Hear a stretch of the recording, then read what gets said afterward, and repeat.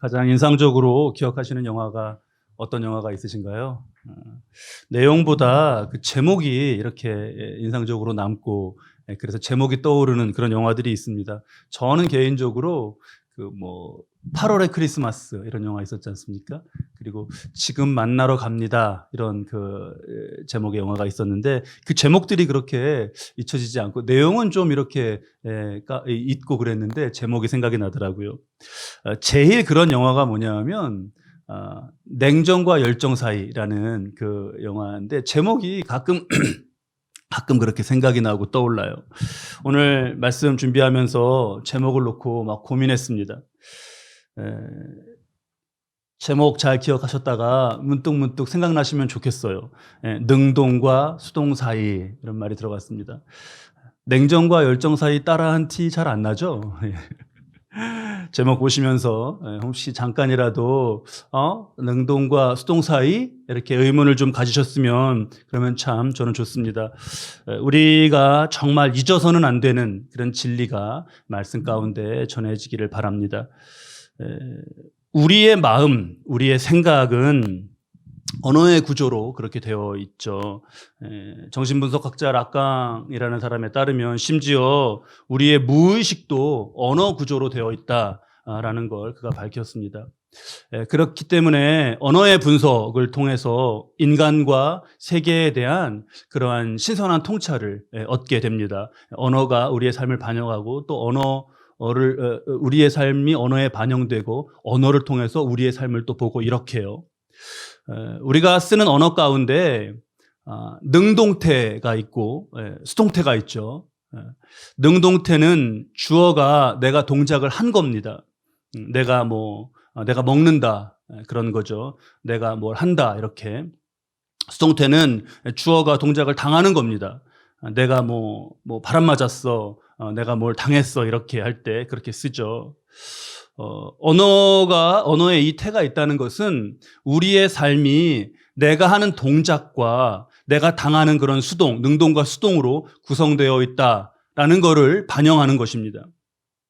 근데 여러분, 우리가 이렇게 살아가다 보면 언어로는 두 양태인데 우리의 체험적으로는 이것이 내 능동도 아니고 그렇다고 수동도 아닌 어떤 그런 차원이 여러분 느껴지지 않으십니까?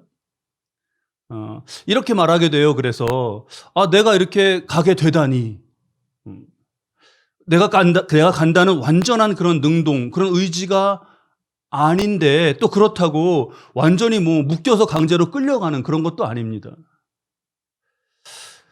온 세상의 언어 중에서 하나님께서 그 하나님의 진리를 담는 그런 매개체로 택하신 언어가 히브리어하고 헬라어예요. 아람어가 부분적으로 좀 쓰였습니다.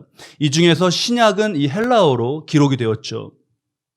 헬라어에 우리의 말이나 영어 이런 데는 없는 능동과 수동이 아닌 그런 태가 하나 더 있습니다. 그게 능동태, 수동태가 아닌 중간태예요. 중간태. 중간태는 능동이나 수동의 의미를 넘어서 어떤 일이나 결과에 내가 참여하지만, 내가 거기에 참여하지만 내가 주도하지 않는 그런 상태, 그렇게 느끼는 상태입니다. 그렇게 느껴지는 일들이 생각해보면 굉장히 많이 있어요. 우리 결혼을 하고 하지 않습니까? 결혼을 두고 할 때, 이게 내가 하는 건데, 내가 문득 이렇게 지나고 나서 보면 내가 이 사람과 결혼하게 되다니, 이렇게 좀 낯설게 그걸 느끼면서 그렇게 말합니다.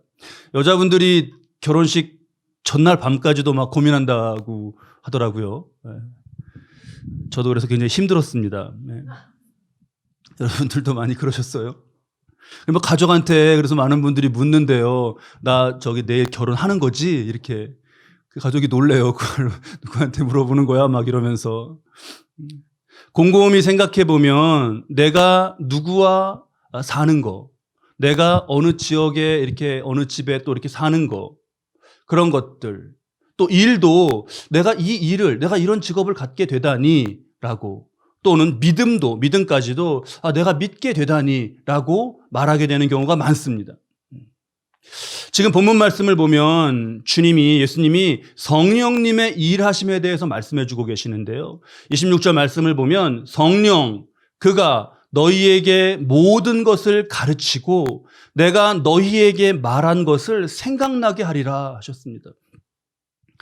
중요한 하나님의 역사하심이 이 생각을 통한 거예요. 생각 나게 하리라 이렇게 말씀하셨어요. 생각은 내가 하는 것 같습니다. 내가 하는 것 같아요. 근데 또 완전히 그런 것은 아닙니다. 또 완전히 외부에 어떤 것이 입력되는 것도 아니에요. 우리 말이 정말 묘합니다. 생각은 보통 이렇게 한다라고 말하잖아요. 나는 그거 좀 심각한 것 같아서 몇 시간 동안 생각했어. 이렇게. 또는 나는 그건 아니라고 생각해. 이렇게 표현을 하는데, 다른 의미심장한 표현으로 생각이 난다. 또는 생각이 든다. 그런 표현이 있습니다. 이게 내 입장에서 내 생각이니까 나의 능동이에요. 하지만 그게 다는 아닙니다. 그렇다고 뭐가 이렇게 이식되고 그러는 것도 아니에요. 내 생각 맞아요. 이런 지점들인 거죠. 우리가 주님을 영접하고 기도하며 그 인도하심을 구하는 이에게 성령님이 임재하세요. 그러면 주님의 말씀부터 그분의 의지, 그분의 마음이 내 영을 지나서 내 마음과 정신 안에 언어로 떠오르는 거예요. 생각입니다. 마음을 내가 다 정했는데 근데 왜 자꾸 이건 아니라는 생각이 드는지 모르겠어. 이렇게 말하게 되는 경우가 있죠. 다른 사람들은 다 그렇게 생각하는데 나는 좀 그게 아니라 자꾸 좀 다른 생각이 들고 그 마음이 좀 다르게 가. 이렇게 표현할 때가 있습니다. 자, 이런 경험들 속에서 성령님이 마음, 머리에 말씀하시는 것을 나의 느낌과 생각으로 받아들이는 것이죠. 이게 내 안에 있는 생각이어서 너무 자연스럽고 몸 안에 어떤 다른 뭔가가 있는 그런 이물감 같은 게 없습니다. 나의 마음이나 의지를 인위적으로 강제하지 않으세요. 완전히 수동태, 노예, 로봇 이렇게 살게 하지 않으십니다. 반대로 고집스러운 내 능동만으로 내 소견, 내 욕심이나 실수와 죄악 가운데 우리가 쓰러져서 멸망하게 그대로 두지 않으십니다. 자연스럽게 움직여 가세요. 물리적으로 나를 밖에서 막 잡고 그러시는 게 아니에요. 하나님, 성령님이 이끄셔 어디 누가 있는데 이게 아닙니다. 마치 이렇게 물컵에 그 잉크방울 하나가 탁 떨어지면 너무나 부드럽고 정말 자연스러운 그런 곡선으로 퍼지면서 물이 스스로 감지하지 못하는 어느 사이에 색이 변해져 있는 것과 같은 그런 모습입니다. 여러분 흔들리지 않는 편안함 그러면 혹시 떠오르는 거 없으세요? 흔들리지 않는 편안함. 네. 이제 나이가 다 들키고 하네요. 이게 1996년도에 그 광고 때 카피 나온 거예요. 흔들리지 않는 편안함. 혹시 그때 그거 모르시면은 침대는 가구가 아닙니다. 이 카피는 아주 유명하죠. 이건 에이스 침대고요. 흔들리지 않는 편안함, 시몬스 침대인데 그 볼링공을 떨어뜨려도 고기만 움직이고 침대에 흔들리지 않아요. 나중에는 그 볼링공을 들고 있는 사람이 뛰었다가 이렇게 앉는데도 흔들리지 않습니다. 우리 지금 읽은 말씀의 본문 앞에 17절을 보면 주님이 진리의 영이 너희와 함께 거하시며 또 너희 속에 계시겠음이라 그랬습니다. 하지만 전혀 이질감이 없는 그런 자연스러움으로 성령님이 함께 하시는 거예요. 평안도 그렇습니다. 우리 오늘 말씀의 27절에 평안을 너희에게 끼치노니 하셨는데 그 뒤에 뭐라 그러셨냐 하면 나의 평안을 주노라 하셨어요. 나의 평안이 주님의 평안이에요. 어떤 명상이나 훈련으로 우리가 도달하는 그런 경지, 그런 평정심의 그런 어떤 지경, 그런 경지가 아닙니다. 주님의 평안이고 그것이 이질감이 없이 우리에게 임하는 것이에요. 능동도 수동도 아닌 중간태라는 그런 언어 표현에 담긴 영적 실제 현상이 바로 뭐냐? 내 안에 주님이 역사하신다는 거예요. 내 안에 주님이 역사하신다. 그래서 대표적으로 그러면 주님이 역사하시는 것 가운데 내게 무엇이 나타, 어떤 말씀, 그 말씀을 주시면서 우리가 어떻기를 바라는가? 근심하지 말고 두려워하지 말라시는 거예요. 누가복음 2장 10절 말씀에 보면 천사가 목동들에게 나타나요. 예수님이 오시는 것을 알려주시며. 그래서 나타나서 뭐라 그러냐면 천사가 이르되 무서워하지 말라 그래요. 무서워하지 말아라. 이때 이 무서워하지 말아라가 문법적으로 중간태예요. 계시록 2장 10절 말씀을 보면 주님이 서머나 교회에 말씀하십니다. 두려워하지 말아라. 두려워하지 말아라. 이때 이 두려워하지 말아라도 중간태예요. 어떤 영적 진리가 담겨 있는 것이죠? 네가 능동으로 알아서 해라, 해내라 시는 것이 아닙니다. 내가 두렵지 않다. 글쎄, 내가 두렵지 않네? 라고 고백할 수 있는, 그런 정말 중간태적으로 고백할 수 있는, 그렇게 주님이 역사하신다는 거예요. 우리 기도가 중요하다는 말을 많이 하죠. 기도가 중요하다는 말을 많이 하는데 기도가 왜 중요한가요? 기도는 정말 중요해요. 그런데 기도가 왜 중요한가요? 기도가 주님께 나를 열고 그분의 임재를 구하고 말씀을 구하는 그 기도 가운데 성령님이 내게 역사하시는 거예요. 그러니까 중요합니다. 관점을 바꿔서 보면 기도로 우리가 성령님의 역사하심 속으로 들어가는 거죠. 우리의 기도 체험 가운데 그런 게 있지 않습니까? 처음에는 자신의 소원을 가지고 기도하지만 기도가 깊어지면요, 하나님의 뜻과 목적에 연합하게 돼요. 때때로 누군가를 향해서 어떤 좀 힘들 때가 있잖아요, 우리가 어떤 대상 때문에. 그래서 좀 막 안 좋은 마음으로 그를 정말 하나님 좀 어떻게 해주세요 이렇게 기도를 하고 그렇게 시작을 했는데, 기도를 한참 하다 보니 내가 어느새 그를 품고 그를 정말 그 불쌍히 여기고 하면서 그 중보하는, 내가 그러고 있네 라는 모습을 발견할 때가 있습니다. 하나님의 뜻에 로봇이 되어서 수동적으로 끌려가는 것이 아니고 하나님의 뜻 없이 스스로 결정해버리는 그런 능동도 아닙니다. 성령님이 감화감동으로 내게 역사하시고 나는 거기에 참여하고 결국 하나님의 인도하심을 받는 거예요. 생각을 또 한편으로는 굉장히 조심해야 됩니다. 뭐 무분별하게 그냥 아무거나 하나님 이런 생각 주시네 이래서는 안 되죠. 조심해야 되죠. 악한 영, 사단의 역사도 생각을 통해서 이루어집니다.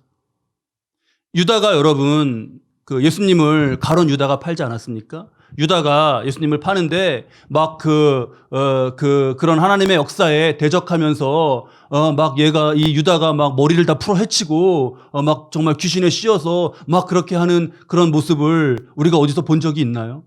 없죠. 요한복음 13장 2절에 보면 마귀가 벌써 시몬의 아들 가롯 유다의 마음에 예수를 팔려는 생각을 넣었더라 했습니다. 생각을 넣기도 하고요. 또 우리의 생각과 우리의 마음을 무감각하게도 합니다. 예수님이 씨 뿌리는 비유 말씀해 주셨잖아요. 덜어는 길가에 떨어짐에 새들이 와서 먹어버렸다. 뒤에 제자들이 그 뜻을 잘 깨닫지 못하고 이게 무슨 뜻이냐고 주님께 여쭤보니까 그 부분을 이렇게 설명하셨어요. 아무나 천국 말씀을 듣고 깨닫지 못할 때는 악한 자가 와서 그 마음에 뿌리운 것을 빼앗나니 이는 곧 길가에 뿌리운 자요. 악한 자가 와서 그걸 빼앗아 간다고 했습니다. 기도가 중요하고 성령님의 임재와 보호가 중요합니다. 우리가 사단의 역사를 두려워하지 않되 말씀과 기도와 믿음과 같은 그것을 두려워하지 않은 근거가 있어야 돼요. 근거 없이 두려워하지 않고 용감한 것, 그것만큼 우스운 게 어디 있습니까? 나는 코로나 안 걸려. 그래? 왜? 안 걸려, 그냥. 이 얼마나 우스워요. 나는 암에 안 걸려. 어떻게? 무슨 근거로? 근거가 없어요. 나는 안 걸려. 그건 굉장히 우습지 않습니까?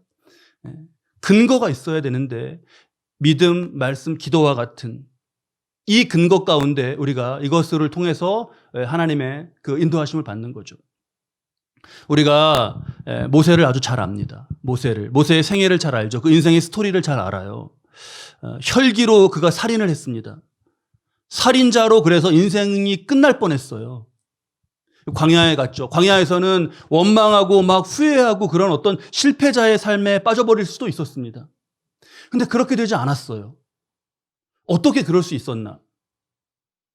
히브리서 11장이 믿음장이라고 해서 믿음에 대한 아주 중요한 것들을 알려주죠. 믿음이 무엇인지 알려주시고 그 뒤에 믿음으로 살았던 이들의 그 삶이 나와요. 믿음의 사람, 명예의 전당이라고, 믿음의 명예의 전당이라고 부르는데 쭉 거기 나옵니다.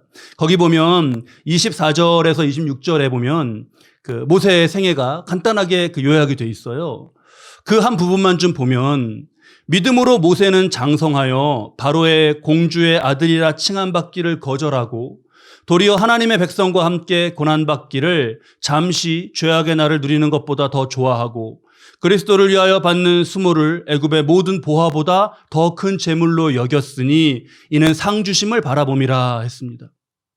히브리서 저자가 지금 요약하고 있는 모세의 생애 가운데 하나님이 어떻게 하셨다는 것은 나오지 않아요. 그런데 여러분 24절에 장성하여 거절하고 25절에 고난받기를 또 더 좋아하고 뒤에 26절에 받는 또는 여겼으니 그의 생을 바꾸는 중요한 결정과 생각을 표현하는 동사들이 모두 중간태예요. 그러니까 말하지 않아도 하나님을 말하지 않아도 하나님이 보이시나요, 여러분? 약간 이거 무슨 초코파이 선전 같네요. 말하지 않아도 알아요. 하나님께서 의라고 그렇게 그것을 기록하지 않았어도 하나님께서 인도하시는 그것이 보이는 겁니다. 우리에게 무엇이 중요한가요? 우리에게 무엇이 중요한가요? 임재하시고 생각을 주시고 말씀을 주시고 평안을 주시는 주님, 그 중간태적인 그 역사하심보다 중요한 것이 우리에게 있겠습니까? 그래서 기도가 중요하다는 거죠. 나의 인생이나 나의 가정, 일터, 모든 관계가 이 역사하신 가운데 놓이는 것보다 그것보다 더 중요한 건 없습니다. 그게 가장 먼저예요. 거기서부터 시작이 되죠. 모세가 여러분 120년을 살았습니다. 120년. 처음에 40년, 40세까지 그가 어땠나요? 자신이 굉장히 굉장한 사람인 것처럼 착각을 하고요. 아직 하나님을 온전히 만나지 못한 사람의 모습을 그때 보여줘요. 나는 뭐 나를 믿는다, 뭐 내가 누군지 알아, 뭐 이런 거 있지 않습니까? 난 아무개야. 막 자기가 나가서 막 재판관처럼 막 그렇게 하잖아요. 무디 선생님이 모세의 인생을 말하면서 이 시기를 이렇게 규정했어요. I am somebody의 시대다. 나는 나고 난 특별하다는 거예요. 난 나야, 난 특별해. I am somebody의 시대. 능동으로 막 사는 그런 삶의 시절이죠. 두 번째 40년 광야에서 이름 없이 정말 쓸쓸히 살아가는 그런 인생입니다. 나는 아무것도 아니다. 야, 인생 이거 진짜 별거 아니고 무의미한 거구나. 이런 거구나 하며 사는 차원이에요. 그래 무디 선생님은 이 시기를 I am nobody의 시대라고 했습니다. 수동이 되어버리고 난 아무것도 아니고 인생 허망하다라는 거죠. 40년 동안 모세가 그걸 배운 거예요. 그리고 드디어 하나님을 깊이 만납니다. 하나님의 임재하시는 삶이 시작돼요. 새로운 차원이 그의 인생 가운데 열리지 않았습니까? 80세인데 인생을 뭐 정리하고 마무리하는 후반기가 아니에요. 그때 비로소 자기만을 의지하지 않고 무력하지도 않고 기도하며 하나님을 의뢰하며 살아가는 그런 인생이 됐습니다. 그래 무디 선생님은 이렇게 이건 새로운 표현을 만드셨더라고요. God's body, 하나님의 사람, I am God body의 시대다. 이렇게요. I am somebody, I am nobody, I am God body 이렇게 라임을 맞춰서 그의 인생을 정리했더라고요. 여러분은 지금 어느 시절을 살고 계시나요? 내 능동으로 살며 I am somebody의 그런 시대인가요? 아니면 난 아무것도 아니고 무의미하고 뭐 누군가에게 아니면 세상의 어떤 것에 그런 가치관에 끌려다니며 사는 I am nobody로 사시나요? 주님의 임재를 구하실 수 있기 바랍니다. 주님의 임재와 인도하신 가운데 I am God body, 하나님의 사람으로 사실 수 있기를 바랍니다. 주님이 말씀하신 너희가 내 안에, 내가 너희 안에 있는 것을 알리라신 그런 차원의 삶이죠. 우리 삶에 이를 위한 기도가 있고 주님의 임재가 있기를 바랍니다. 이 땅 위에서 이 땅의 차원에서는 얻을 수 없는 하늘의 복이고 가장 큰 복입니다. 이 복이 임하는 저와 여러분의 삶 되시기를 주님의 이름으로 축원합니다.